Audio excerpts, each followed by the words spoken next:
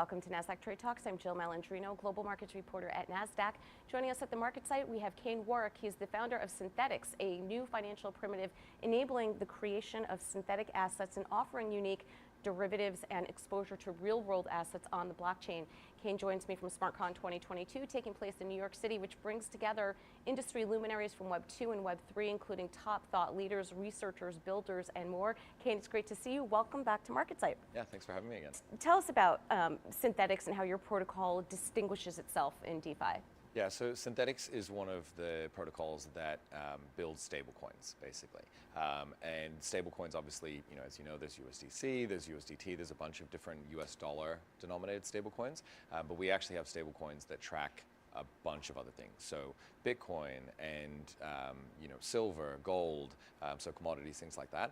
So it's a whole suite of stablecoins that track various assets. And as I mentioned, SmartCon is in full swing in New York City. How is Synthetix leveraging Chainlink's technology to enhance your services? So Synthetix was actually the first project to integrate Chainlink back in 2019.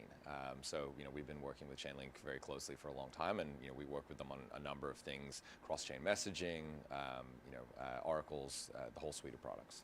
It's incredible how they really have built an ecosystem for everyone who leverages Chainlink. What do you think are some of the biggest opportunities in DeFi today?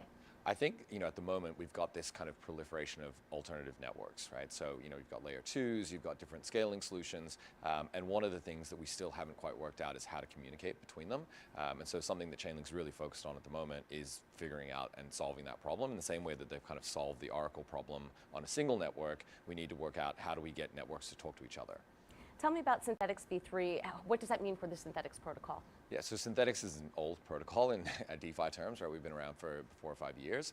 And so a lot of the infrastructure and technology that we use to build the original protocol is quite outdated now. There's much better ways of doing things. And so basically what it is a complete re-architecture of the entire system, which will then allow us to iterate faster and start experimenting and build new products. So we're going to have a lot more assets, a lot of different types of assets, different types of derivatives, and basically a much more kind of efficient protocol. Tell me about V3GM. What is it and how do you expect it to help continue with growing governance within DeFi? Yeah, so Synthetix has been doing governance experimentation for a long time.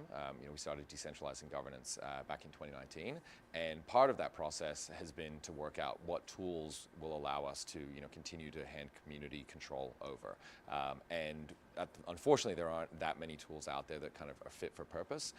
And so what we've done is actually built our own tool internally to solve the Synthetix governance problem. And then once we've got that solved, the plan is to then expand that out as more of a general protocol that anyone can use.